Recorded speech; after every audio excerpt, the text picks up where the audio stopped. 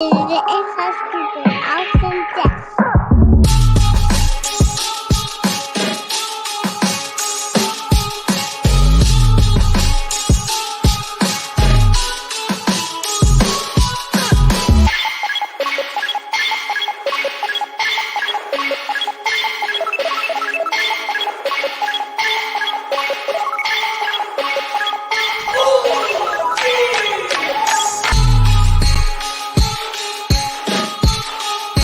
Welcome, everybody, to another episode of Inside Scoop with Alex and Jeff. I am Alex Dingman. I'm Jeff Doss. What's up, everybody? What's up, Insiders? How you doing, Alex? How was your weekend, man? Dude, my weekend was pretty dope. It's like you always ask me this, but I legitimately forgot that you were going to ask me. So, all right, so check this out. It's been a little bit. Last week we didn't really get to talk about it, and I was gone the week before, so it's been Nah, it's cool. kind of wild. It's been like we didn't even, like there's been so many things like we didn't catch up on. Okay, so like a couple weeks ago I turned 40, right? Right. Again, happy birthday. We didn't even get to talk about that, yeah. We got too much stuff. I know. Stuff to talk about this week included, right? And then there was just another thing and another thing and another thing, right? So no, but actually, this past weekend was the only weekend I can think of in recent memory when both my wife and I had no work to do. Nothing. Nice. I didn't have to go to an event. She didn't have these customers. I didn't have customers. I didn't have to be in the showroom. She didn't have to be in the show. It was like, oh, this is great. So I'm like, I'm going to pull out a classic dad move. And I'm going to think of, there's got to be a thing going on. This is one of the things I love about Illinois. I'm going to tell you this. All right. It's not just the restaurants, which you can't beat, by the way.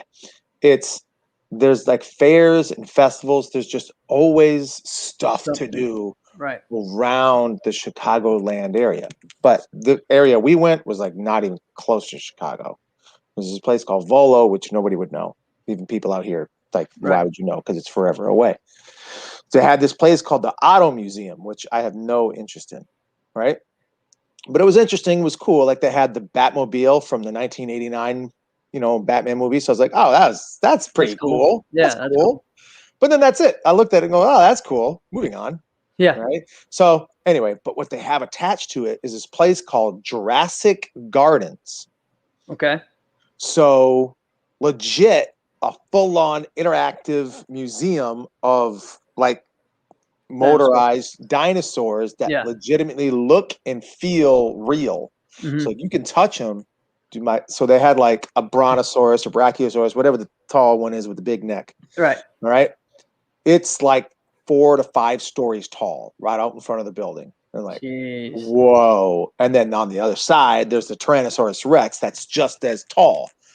My son is legitimately afraid and does not want to go in, right? Which when we told him dinosaurs and see like a couple little ones out front there, he's like, dinosaurs. So we go in there and it is like, I couldn't even believe it. And then here's the kicker. The whole thing, it was just, there's tons of stuff to do. And it's just like you walk through this basically museum. It's like an interactive thing, right? You gotta walk on this path and you're going to see all the stuff that we got. Super cool. And kids under 5 are free. Oh, all right. What? There you go. What? All that stuff for free $99? Wow, man. Yeah. Hey, gotta love it, right?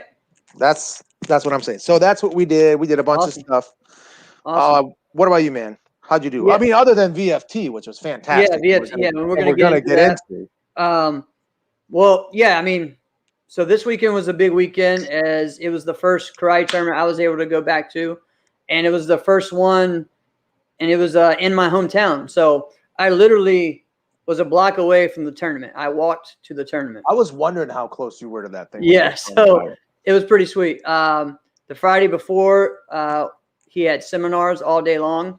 And he had instructors type meetings and stuff with his people that under his organization going on as well. So instructors were in one room and students and things were in the other. And so I did a seminar for that. And I brought like my summer camp over there as well. So we did that. What was cool about the event, again, got to see people I hadn't seen in a long time.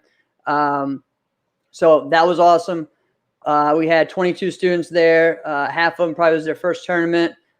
Some of the other ones, it's maybe their second or their first one they've had in a long time. So it was a great time. The cool thing about this event, and it's kind of a topic we've talked about as well, was that it was pre-reg only. So really cool, a great way to have, especially with a local event. He was fine. He kept it at, let's see, I think he got to like 175 competitors. He hasn't had a tournament since 1992. But he has a big organization that runs schools and different things. That's when I started martial arts. Yeah, that was when I actually went to his karate school, moved to his karate school, but it's my instructor that was putting it on. So I was a coordinator, arbitrator, that kind of stuff. I also fought as well. And we had, tons of students and things, all that. But it was cool that he had it just the way it was organized, right? So because he pre-registered everyone a month in advance, he was able to, and he did it old school. He didn't do the online stuff and everything like that. He printed out a program that had everyone's ring, division, their name already in it, and the order they're going. Everything was already done. There was no need for random because he did that already on his own. Did all that.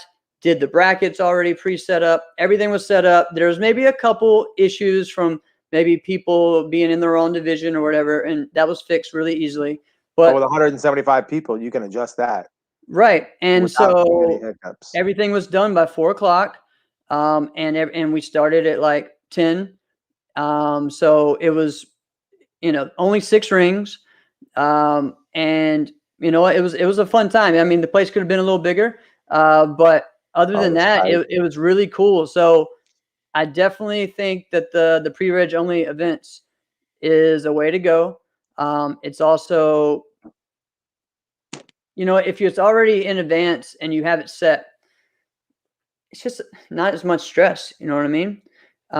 You have it set, and you realize too, especially a month out, you don't have to overdo on trophies or things because you know how many to get, right? And then depending on who you use, you can get someone like Don Doris, from Doris Brothers, and you can say, Don, I only need 320 some trophies. Yep. However, we both know some stuff's going to happen. Don will be like, I'll bring 430. Right. But you pay, I think, and I don't know because I've never had a contract with Don Doris, so I don't know this. Right. But I think like he'll just set you up. Or like, just pay for these. That's fine. I can switch them on the spot. I'll reuse these ones that I don't give you, so it's fine. Yeah. So. Yeah. He was always real good when I used them in the past. So. Oh, all right. Yeah. Cool. So, but yeah, I mean, there's always things like that. So I really think it's a cool thing. And just overall too, it's the professionalism of having it already there, and they, and now we can take that into, if you want to go higher level and do that with the online version, of like, doing online registration and having it already done and just everything set, pre-reg only. It's just going to be even easier as well. So it was a fun time. My students enjoyed it. They didn't do any grands or anything like that on this one. There's ways to continue it, but it's the first one. And, we have our next one in a month in Virginia, as well, about an hour away. So excited for that. Excited to get going with some locals. So that way we can get back into the nationals as well. So, that was a lot of fun. Also, like the week before when I was gone, I was in Tennessee and got to do some fun things like zip lining over the Smoky Mountains and fun stuff like that, man. It was a lot of fun. I think I would like that more than mountain climbing. Yeah, probably so. Even climbing up to the platforms that you get, it's a little crazy. But hey, Jim. Hey, Danny. Danny was there at the tournament. Jim had a few people that were there that he talked to. So, yeah, it was a lot of fun. Guys, let's remember. Oh, before I get going, all right, tomorrow is my girlfriend's birthday. So, big shout out to Shelly, and happy birthday. Happy birthday, Shelly. There we go. So, we are sponsored. All right. What did you say? First of the month.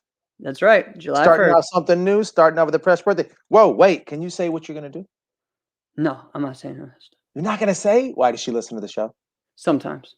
Uh, um, can you give me anything, or there's no way? no. Nothing? It's a big week. It's a big weekend though. So like, 4th of July, everything like that. So she just, she's big into fireworks and all that. Oh, okay. we'll do something fun like that. So, yeah. Shelly, it I was don't a know great how tournament. Shelly, I don't know how old you're going to be, but I'm going to tell you this, Shelly. There's a Uh-oh. little tip because sometimes after women get past like 30, I'm going to assume she might be there or close to there, right? What they start being like, oh, I don't want to tell people how old I am. Here's a tip. Just tell people that you're like 12 or 13 years older than you really are.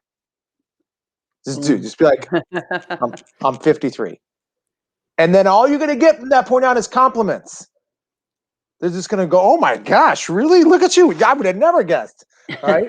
The only downside is if you're like 33 and they go, man, I would have never guessed you were anything older than 38, 39, maybe Right, 42. oh, Then you're like, all right, well, this backfired. But no, they just shower you with compliments. Oh man. But Well, yeah. I do. We had a big weekend, so it was fun being around karate people, and I was actually with karate people while I was watching VFT. So, again, guys, we are sponsored by Virtual Fight Tour, and next one is it going to be 10? Right? Next one's 10. This was 9. So this is going to be the draft, right? So 10 is the draft. That's right. Yeah. So we got 2 fighters that we saw on this past one. Yes, great to meet you as well, Danny. Tyreek is going to be one coach. Bailey's going to be the other. Both of them were victorious in VFT 9. Both of them made had statements to make during and after the match. So several of our, let's see, if you listen to Raw, if you listen to CTE, they definitely discussed what was going on and broke it down in different ways. We're going to give a little take on that. We're going to do that. We're going to try not to be redundant because I don't want to take away from those. Because if you haven't listened to Raw, go listen to Raw. Yeah. Raw is Raw, but I loved the way Regina and Willie were talking about really how the fighters were going, what they'd love to see the fighters do, and then how the way they had it set up was fantastic. Who they'd love to see them fight against. Which I was like, this is great, fantastic. Yeah, it was great. Go check that out. Regina about some of that as well, because we've mentioned some of those as well. But it's cool. I like how they did the 4 or 5 and talked about it. So definitely lots of cool stuff. Did you hear what Willie said when he talked about Willie? Yes, I love that. Yeah, that was good. So and then CT had a great take about how things were going as well. Love that. Obviously, that's always a great pod. So check that one out. So we're gonna try not to get redundant, but we are gonna touch on it.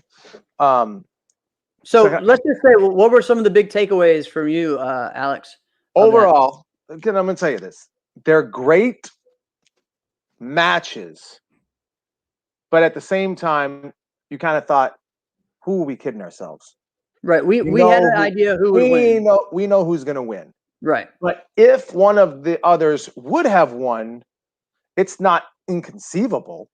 No, but the favorite historic. It went chalk. All right. Right. So there's a few things that I got to touch on about it.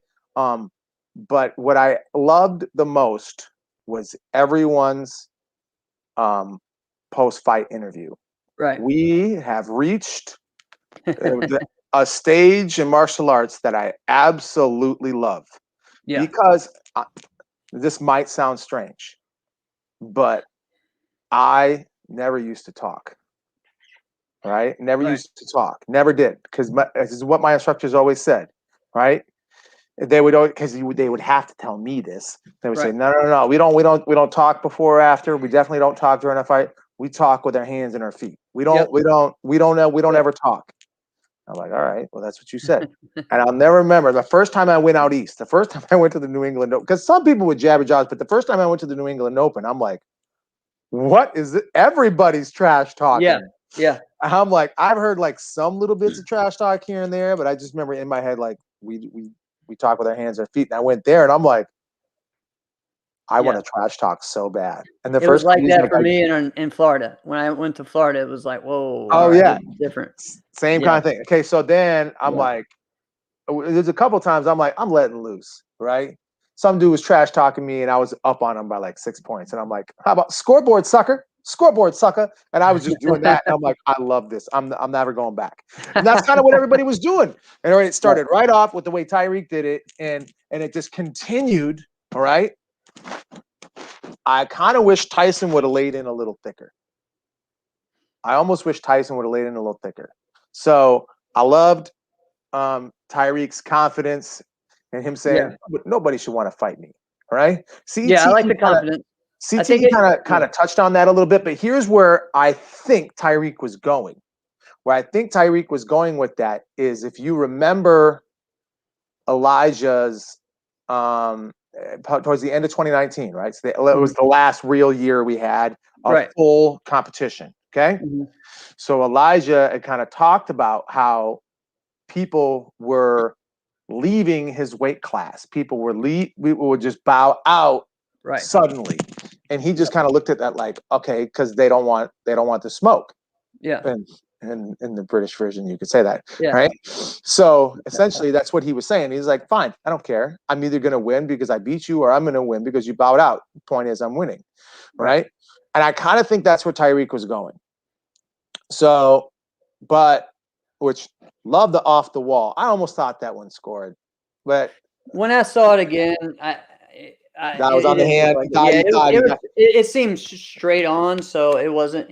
Listen, if it legit did touch, and he did get the score, if I was Michael Letary, I would be pissed. Yeah, and the way he did it too, like the backside, you know what I mean? Like that's what was crazy.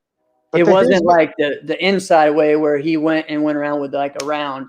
It was like he went with the left leg. He went left leg to left. Bounced off and spun like he would have spin hook kick backwards, and then did it looked like a side kick to me. But very challenging. Yeah. So, but what was great about the move, and anybody who's ever fought Raymond before can attest to this one as well, is if for that point on made Michael second guess whether or not he even wanted to attack.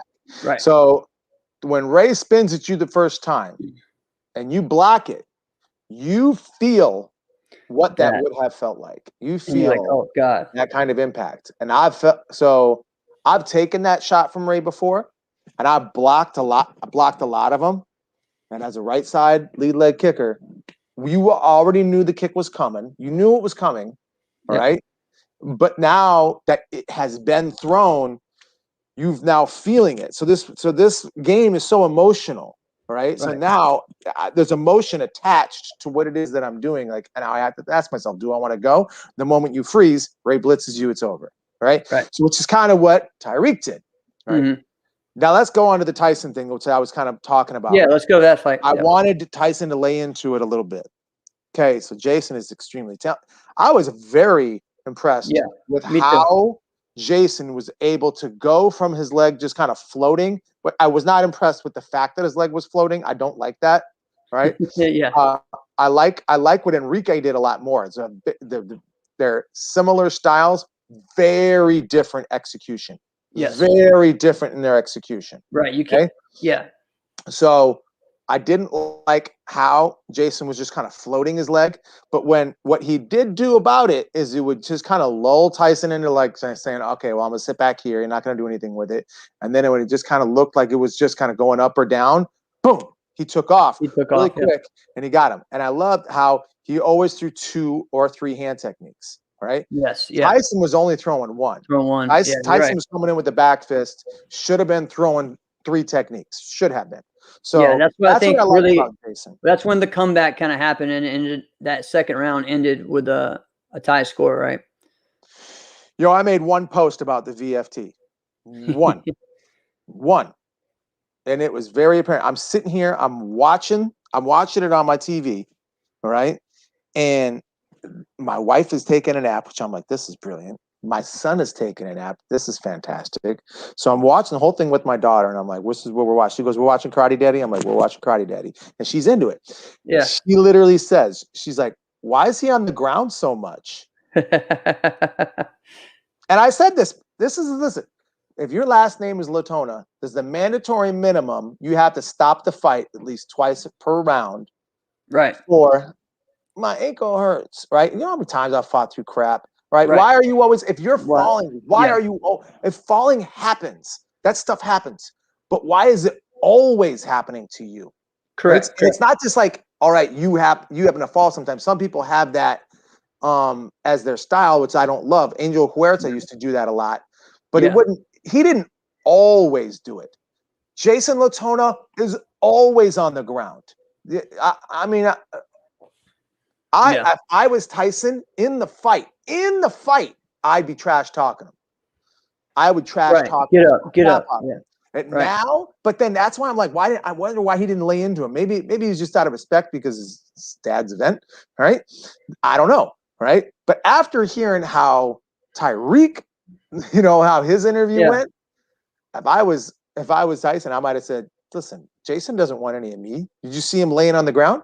He spent as much time laying on the ground as he did coming in with his hands. I think Tyson finished that. He was ready to go into the next one. He didn't want to talk about Jason anymore. And really, in some ways, this was almost ending one chapter and going to the next, right? Mm-hmm. Because that's kind of where Tyson is now. He's not in the juniors anymore. He's moved himself up.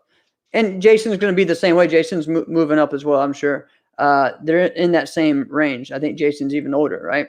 But if I was Tyson, I would say I'm not taking another set match against Jason. Jason's going to have to beat somebody. And I don't think there's a reason. You're not good enough. It was what the closest fight of the night, but it was still Tyson was in control. So,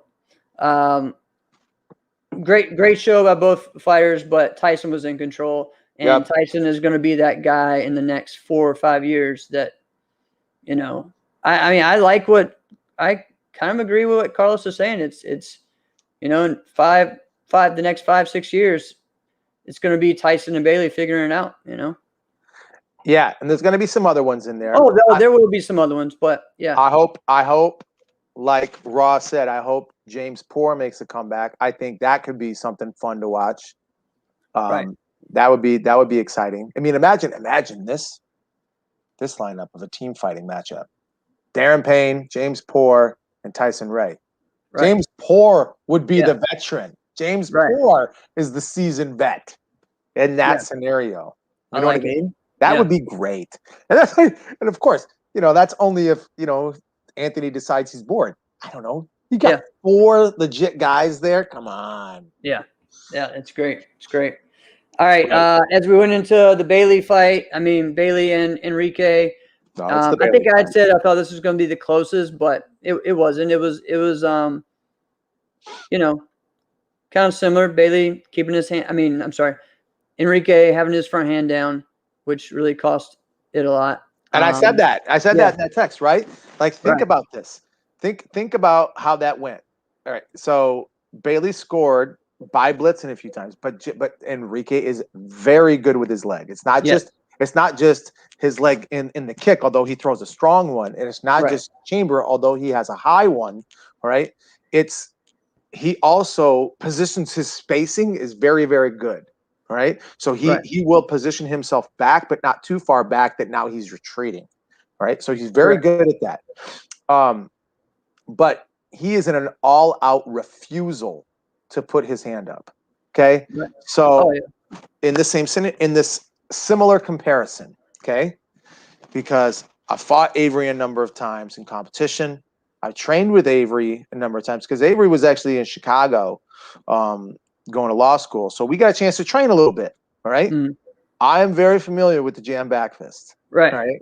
And so the one thing I know is like I can't stop whether or not he's going to throw it, because the only way I can control whether or not he doesn't throw it is if I don't kick.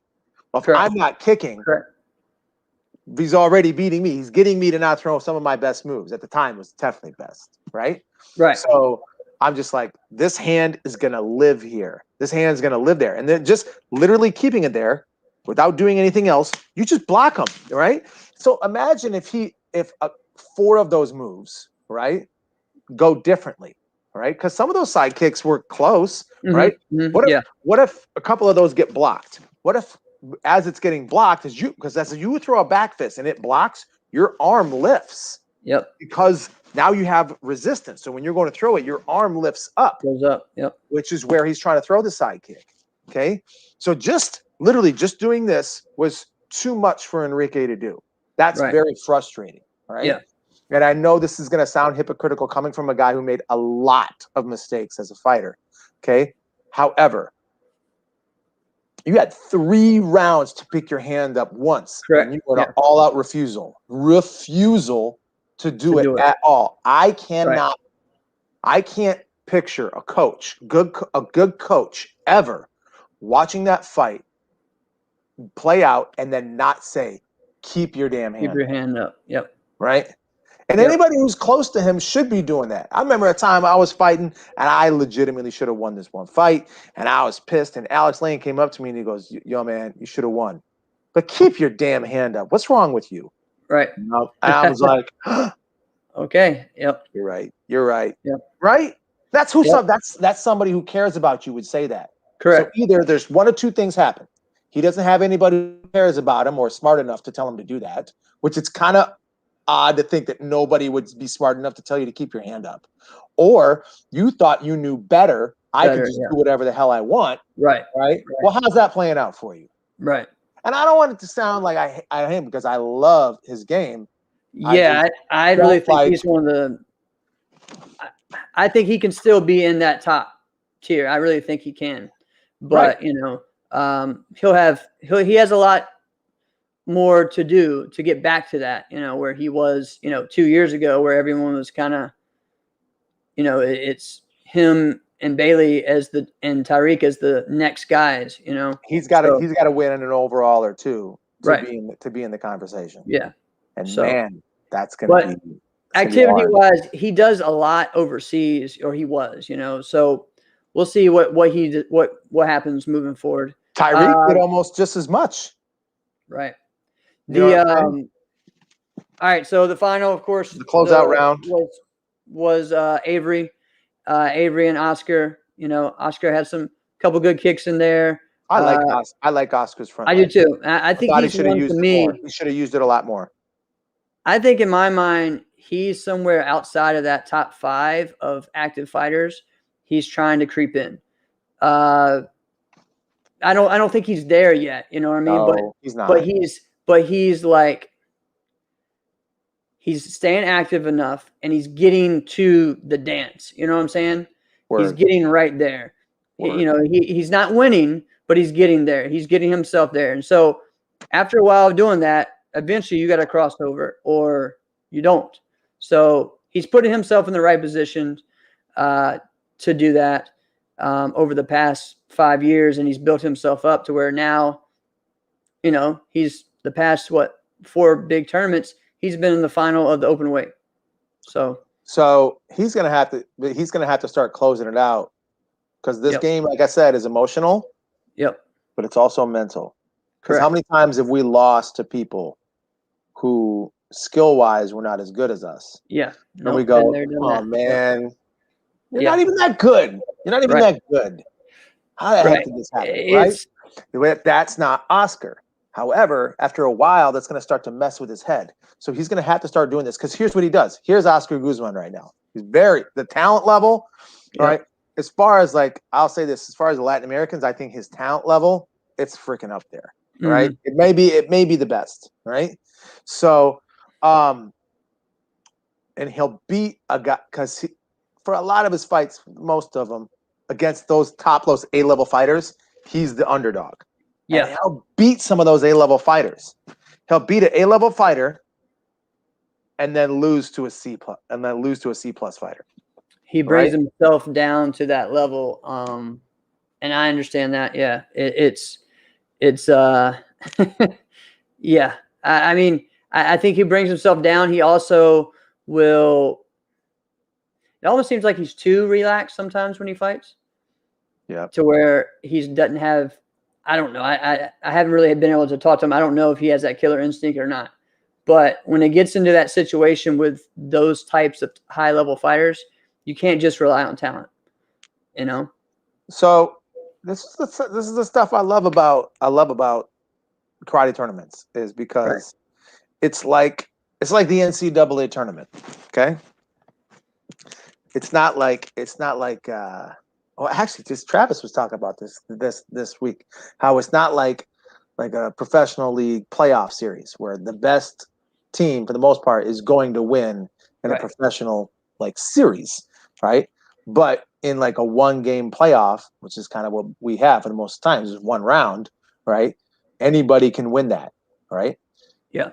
However, to really get it to that championship, right? If you're like using the NCAA basketball tournament as an example, if you're a 12 seed, every single match you have, you're the underdog. Right. That's going to be Oscar for a little while. And I'm sorry. And it has been. If you're fighting Ryan George, you're not favored. Right. If you're fighting Kevin Walker, you're not favored. If you're fighting Jack Felton, you're not favored. Even though you've beaten some of those guys, or maybe all of them, right? You're not favored if you fight Avery. You're not favored if you fight Kim. Correct. You're not favored if you fight Bailey. But could he beat them all? Yeah, I think he could. Yeah. Let's see if it happens. Right. It's gonna I think it's gonna have to happen. He's gonna have to win a legit overall. Yeah. Soon. Well, he's got to at least start winning his division too. I mean, that's the other thing. Yeah. So Avery, again, made a statement, got through some ring rust, and he just said it. Hey, I have the most overalls of anyone. So dope. Before you start saying that you're the best, Can I say how much I love his game too? Oh yeah. Oh yeah. It's no, not just his game. The way it's developed. Mm-hmm. He'll be one of the first ones to tell you that, like, dude, I wasn't that good. And then you're like, come on, man, you're pretty damn good. Yeah. He goes, no, I didn't really know what I was doing. And if you watch clips of Avery in like 2010, 11, 12, he would live right here, right? And he had like two moves, right? He had his back fist and he had his reverse punch, and then he would side kick occasionally, okay? And then once he figured out his spacing, his range of techniques increased by space, he was able to increase the space. Now his guard starts to come out to here, right? Now, because people are getting jammed so much, they back up. Yeah. So if you notice the way he kicks, Avery has the ability to chamber for a roundhouse kick, not a side kick, chamber for a roundhouse kick and slide 2 times without kicking, and nobody can jam it because nobody's in range to jam it. Because he's got them to back up so much that now he has the ability to kind of float with his chamber out. Then he starts pumping. Mm-hmm. You see what I'm saying? Wow. Yeah. It's because of the way that he's made people back up. Yeah. So I can't do that. You kidding me? The moment I pick up, bang, they're going to try and be right on me, right? Because nobody's afraid that I'm going to step in and hit them, right? But people are afraid Bailey's going to do that. People are afraid that Avery's going to do that. So they have to back up, right? Yeah. I had to do that when I was fighting Avery. I'm like, I got to back the hell up, right? So I back up, pick my chamber up high. I start kicking it. Now he backs up, right? Now I got to outlast him. Now I got to figure out how long am I going to do this? Yeah. You know what I'm saying? And then when you set down, make sure you're not right there. It's I love this. Yeah, I mean, it's a great game. It's awesome to see just how he's developed, and like he's gone through what some of these guys are going through now. He went from being the one just there, seeing everyone, win the championships, him getting that close, and now he's that guy, and he's not stopping. So now, he's doing what he loves. So I'm excited to see what's next for VFT. I'm excited for this draft. They did add where they're going to have an 18 to 21-year-old fighter, or maybe 2, as well to that. So that's going to be exciting. If you guys haven't sent your stuff in to do that, man, go out there and do it. Dwayne, Active Fighters, does anyone beat Avery or Bailey? We're going to get into that right now. Like, let's go ahead and just say what right now, where we're at. Kind of the halfway point. Well, yeah, the halfway point of this year. Kind of the start of, the year, of this new year, because of where we're at. But also we're at kind of almost the end of that COVID area of everyone either doing some tournaments that were going on, or the VFT or the Pro Point, and even the beginning of last year where there were some big events and some big things going on. Who do you think are the top 5 male fighters? All right. Female is really hard because we haven't really seen too much. We know who one is, but, as far as male fighters, we've seen more activity out of the male fighters over this past year and a half. You really have to say the continental U.S., just U.S. Yeah. Let's stick with and the Latin Americans that are living in the U.S. So pretty much the ones that are, and if there's any Canadians that have been able to come, the only one that has really been able to compete over here a couple of times has been Robbie. So, Dwayne saying females only Morgan. I mean, kind of, yeah. I think over the end of this year, right. But I think over the end of this year, we're going to see a lot of new females come out that are going to take that next level. Let's just make that one a quick combo. Let's make that one a quick combo. Who were the ones that if everything was normal, you'd be thinking about in the U.S.?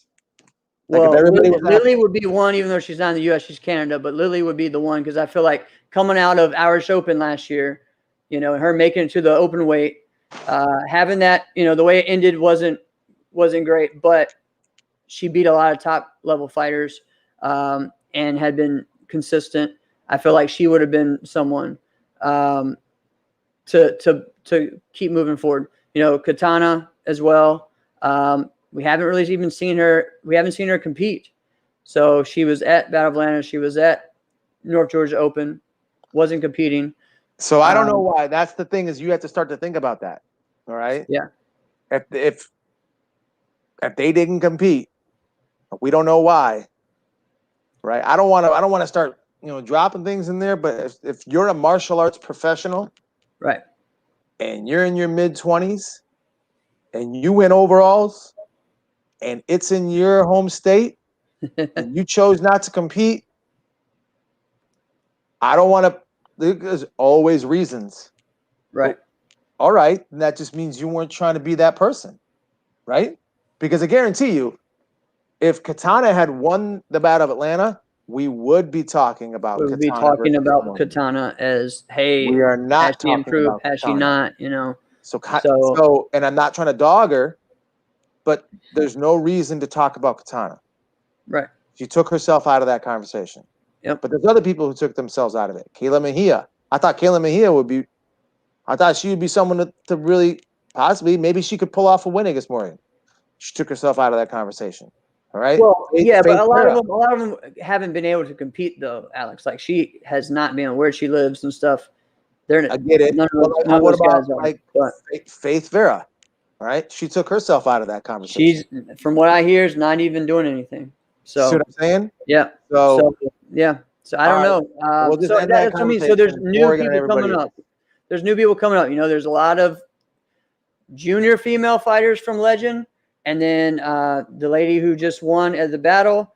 They're gonna have people over the next few years that are they're gonna be active. They're always active. So look to them. I'm excited to see where Alexa Fleshman goes. Kick some more, Alexa. Kick some more. Yep. She has great kicks as well. So there's several ones like that. I'm sure there's ones we're forgetting because we just haven't seen as many, right? Peyton, could be someone. We'll see this weekend with who shows up. I like Peyton. Peyton had a defensive sidekick at the Battle of Atlanta that I watched that dang near dropped a girl. Right. And didn't get a point. Folded this girl in half. I don't know who the other girl was. Folded this girl in half. This girl backfisted Peyton on the arm. Gave this girl the backfist. And she can get nothing. And I'm like, go get him, Peyton. All right. All right. So let's get into this. Well, who wants to go first? I'll go first. Go ahead.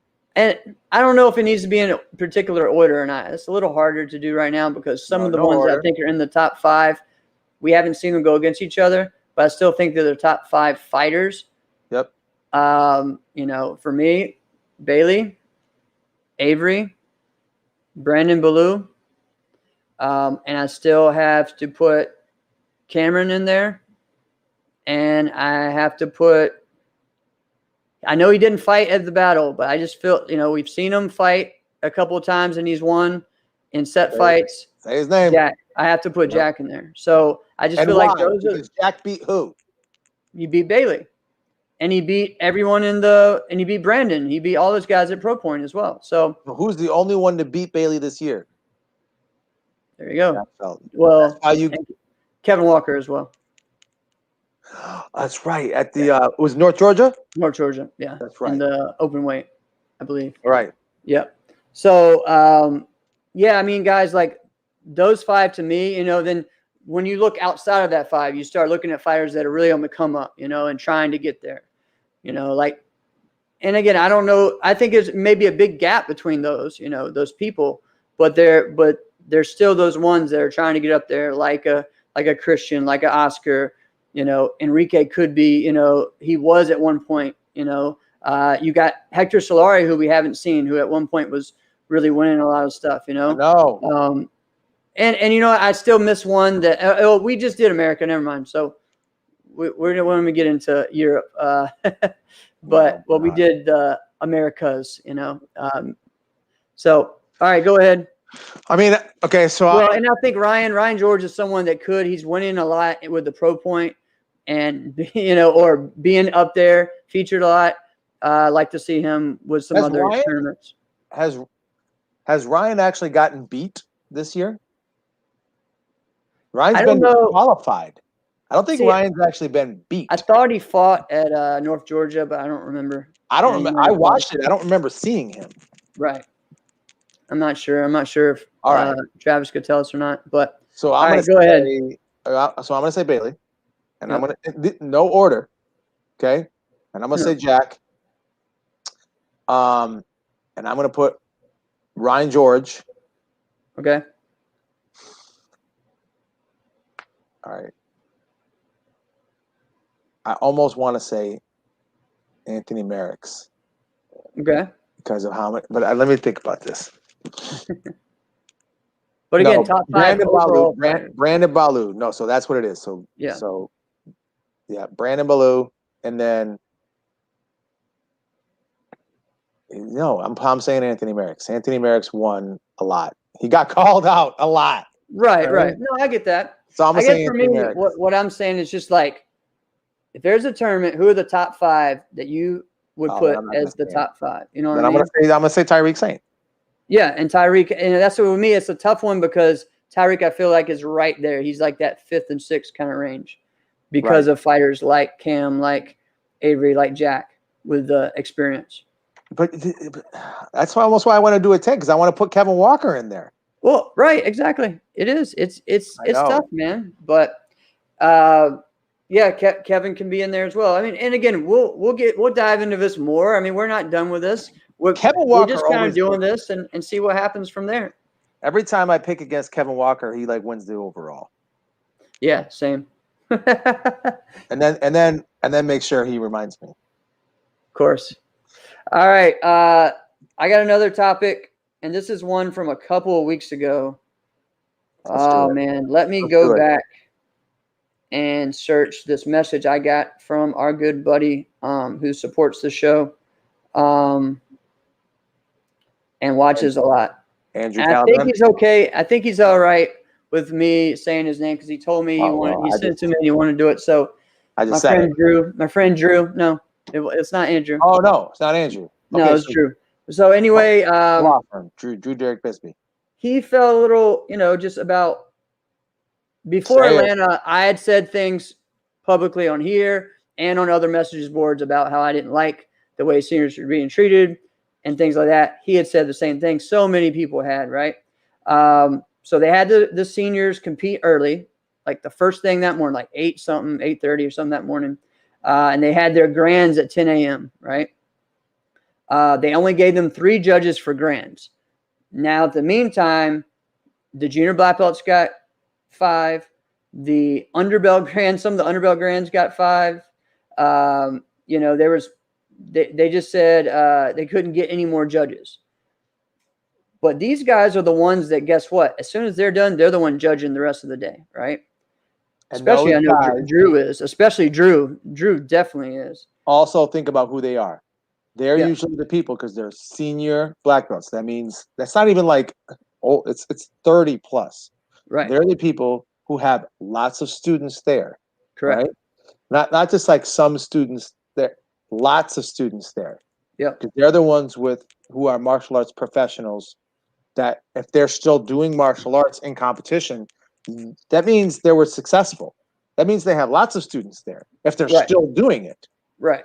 So and I think in many ways there's an argument that there's more senior competitors than the 1829 in many cases. And in some divisions, that's yeah, true. in some divisions, and if you add them up, it definitely is. We talked about the money not being the same, but then how the setup was, it's like, okay, you could be the best overall, but then not make the most possible money that you could. That doesn't make sense. And just so many things that they're doing. A lot of them are working their butt off, judging and helping.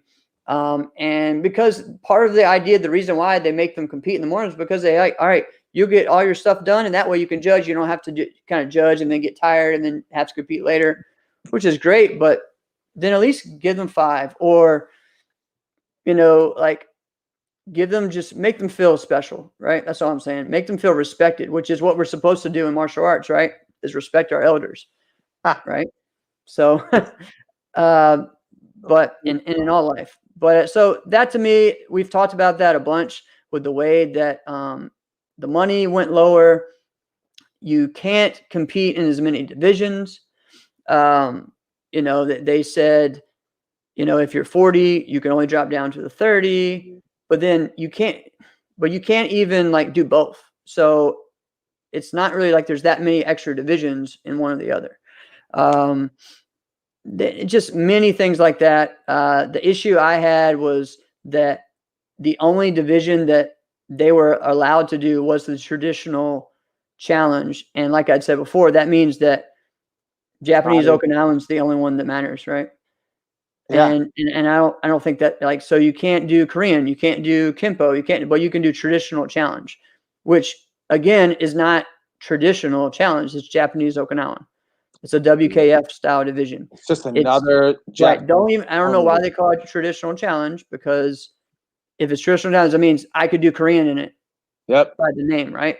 But the rules don't say that. So I just feel some things need to be done to just show those guys support. That was something that I had a big issue with, that there was no senior grands at NBL national tournaments and things. And so I started doing that, and we got all of our leagues to start doing it. And because they were coming and supporting and doing so much, and they most of the time had the biggest divisions. And so let's give them a grand championship for it. Why not? So here's my responses on that. So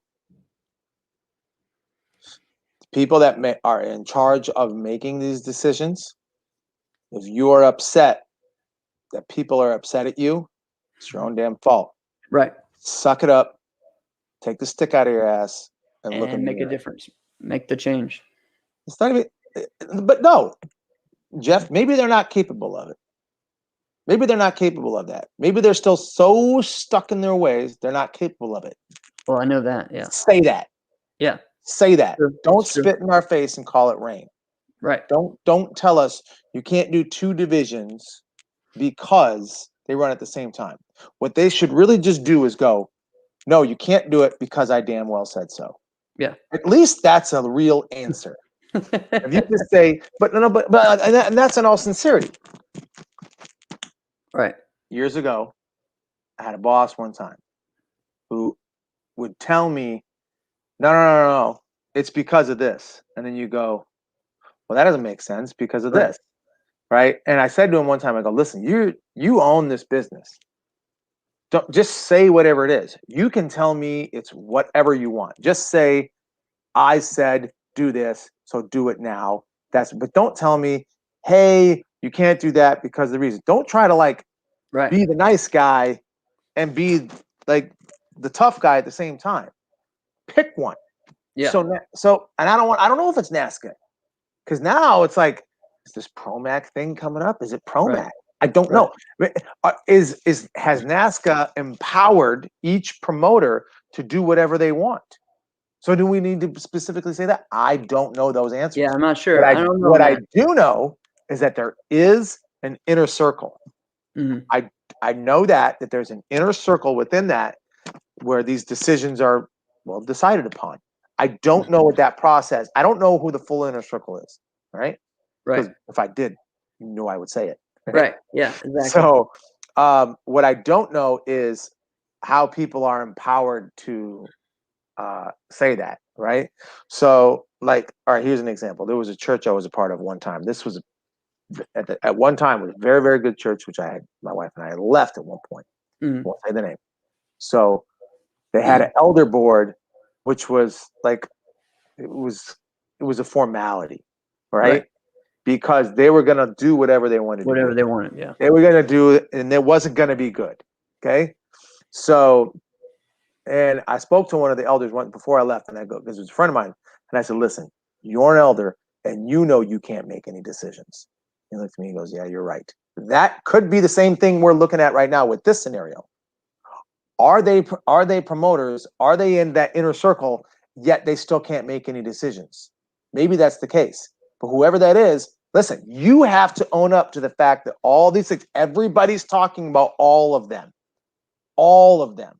And there's so in your own rules, there's Swiss cheese in them, right? So Jero and Obi and I, we did like an impromptu show last night.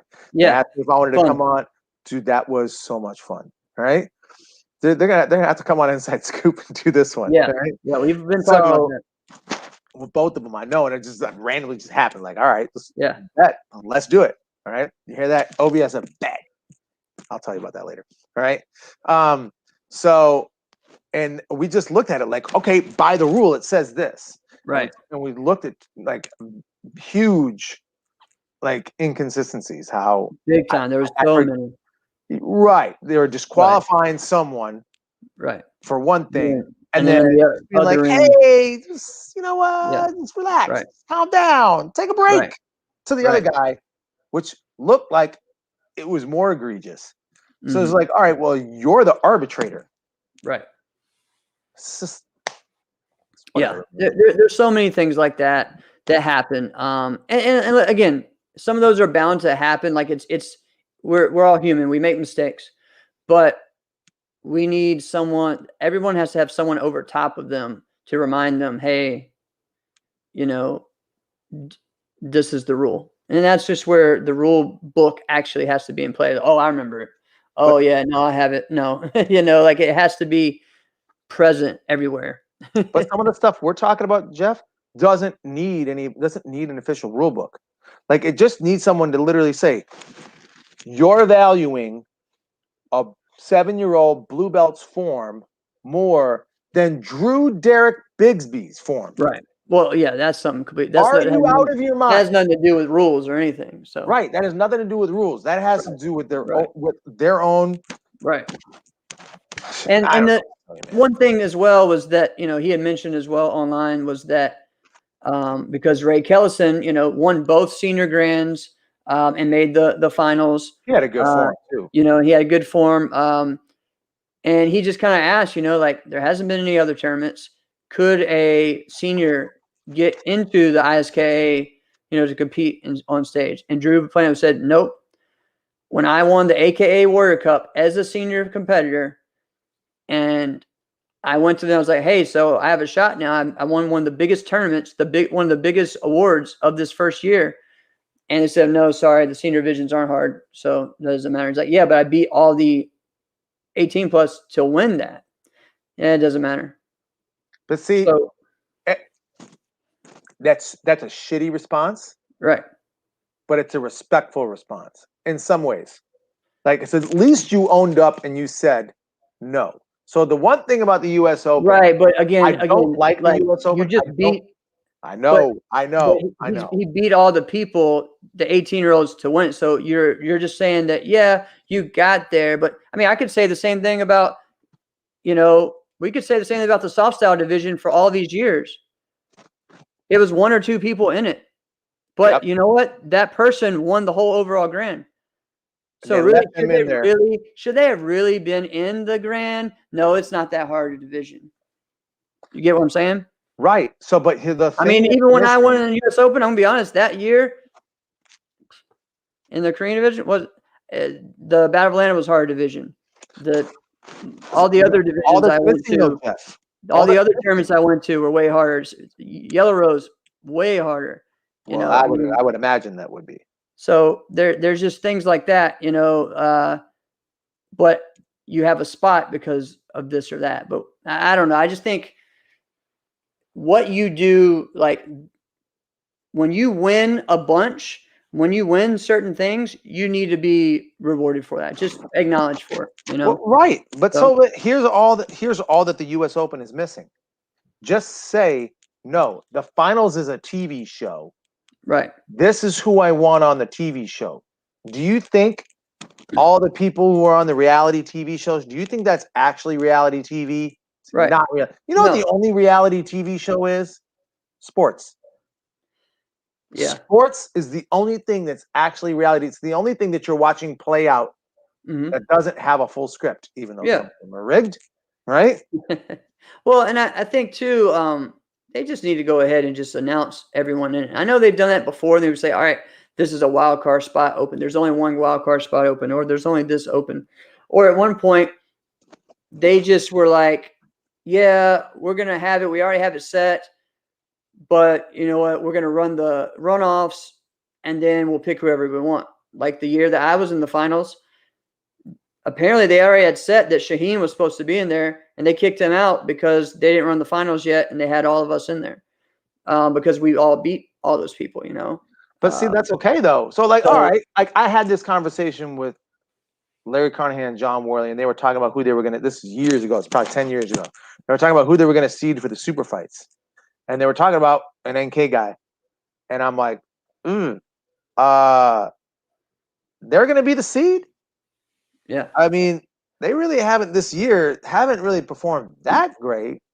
And I'm like, shouldn't this fighter get the seed ahead of them? And they go, no, we want this guy to be the seed. And I'm like, because they're going to sell tickets or whatever. They go, maybe, maybe not. I don't know. And then I'm like, but why? Why do that? You can't really do that. And they go, it's our damn tournament. We can do whatever we want. We want. Yeah. And I go, Like, yes, you can. Yes, that's exactly right. right. That's the truest statement I've heard, and I respect that. Go ahead. You are. But see, a lot of absolutely people, right. a lot of people won't. A lot of people won't, especially when it comes to a sport that's supposed to be like, you know, that way. But when we're getting into set fights and stuff, that's completely different. So, I don't know. Let's see. So we talked about our top 5. Get hyped up for VFT 10. Looking forward to hear when how's the draft that going to go? is So gonna wait be. a minute. How's that going to go? So it's all juniors, right? Juniors, and then they're going to have, I think, a 18 to 21-year-old as well. All right. So yeah, so it's going to be that kind of range. That got added like last month. So I don't know exactly how many fights it's going to be yet. So, but it's going to be something like the 10 or 11 that there was the last time. All right, Jeff. I had this thought. Mm-hmm. This is I'm throwing a curveball at you because Oh, I didn't talk to you about this, but I legit want to know your opinion on this. For the next virtual forms tour, Mm-hmm. what if? Remember when Joe Greenhow did the super forms? Mm-hmm. He had the wheel. And you had to spin the wheel. Right. What if it's something like that? Right. What do you think? Like, what do you mean? What do I think? I think that's awesome. Yeah, I think Do you it's fun. do you think we should do that? I think something like that would be good. I don't know if it has to be that random. I think, but it does need to be, you know, traditional form, musical form, you know, something like that, to where that's how it's chosen, and then it randomly spins to that, and then you go, okay, you go up and do that form. Unless Shaquan is in there. I don't want, because Shaquan, I only want to see you do extreme. Right, but I think that's how, instead of like a coin flip or whatever, I think that's how it should be picked. You know, a wheel that has those different categories, and not saying like broadsword or something like that, but just, you know, traditional form, traditional weapon, creative, musical, extreme, you know, whatever, and then that goes there, and then they pick. Similar to kind of how we did our draft thing with us. It was like, okay, I'm picking John Sue, but you got to tell me what it's going to be. Right. Yeah. Because So it's one of that those could be a lot of things. Are we doing the whip chain? Are we doing nunchucks? Are we doing team form with Al Fransky? Right. So I think that would be cool because I think that's kind of the element that's going to be interesting with that. So I'm looking forward to that. To all the drafts this summer. It's going to be great. It's going to be an exciting summer. Are you going to make it out to any events or what do you? Good. I don't know, man. Yes. So I'm going to be at, so I know I'll be at the Diamonds. Okay. I'll be there. All right. So I'll be at the Diamonds. Dude, that's not till October. I don't know. Yeah. Dude, I'm trying to figure out what I'm slammed all July and August. I'm slammed. Okay. Yeah. I'm the same way. I'm going to tell you this. So my work, I'm a kitchen and bath designer. If we're so slammed, we are booked out till mid-February next year. Wow. We're freaking slammed, man. I've never seen anything like this. Right? It's good business, very good business, right? But it's whatever, right? It's just unprecedented times. But yada yada. What about you? Are you gonna make it out to any events? I'm trying to figure out which ones and where, and trying to get some people to go as well. So Jeff, go to the Diamonds. I'd like to. I'm also trying to decide if I'm going to do a tournament at the end of the year or next year. So go to the Diamonds. We'll do a booth. We'll have a booth there. Yeah, that's the plan. That's the plan. We'll do that. We definitely need to do that. I think. Wait, I thought you told me you weren't because that was when your baby's due. No, it says it was going to be the first weekend of November. Okay. First weekend of October. Okay. Awesome. All right. That's a big difference. That is a big difference. Oh, speaking of that, I'll tell you that. So 4th of July, right? Mm-hmm. Lindsay and I are going to find out. Yes, that's right. I heard you talking about that. Maybe it's a girl. Oh. So it's going to be so exciting. Yes, next pod, we're gonna find out if I'm gonna have 2 boys and a girl or 2 girls and a boy. Hey. Right. Couple of things before we finish up. Let's see. I have a funny story. Just a fun story from the tournament this weekend. And then remember, next weekend is episode 99. So the week after that is episode 100. So start getting hyped, guys. Message us who you like. We're gonna have a guest or 2 on episode 100. So message us. Let us know in the comments here, who you'd like to see. We got a lot of cool stuff. So we're gonna have a lot of fun. What'd you say? Or see again. Yeah. We had some great ones. Yeah, and we like to bring some people back on our anniversary show. So maybe we'll do that on the 2-year anniversary. But yeah, so we got a lot going on. So I was fighting at the tournament, and the rings were 15 by 15, so really small. Ooh. So you're not sliding very far. No. And so we're going at it pretty good. A lot of late hits and stuff. And everyone's just surrounded around the ring.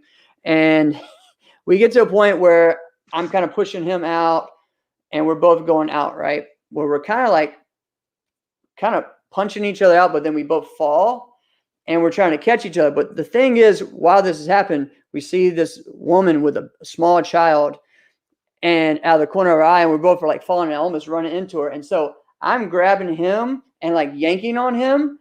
And in my head, I'm doing this to stop him from falling on her. Right. But then I'm like, oh crap, he's going to think that I'm trying to grapple with him or something. And both of us grapple as well. So I'm like, dude, I'm not trying to fight. I'm not I'm trying to make sure. Cause this is going to get crazy how we're going to end up into a wrestling match or something like that. Word.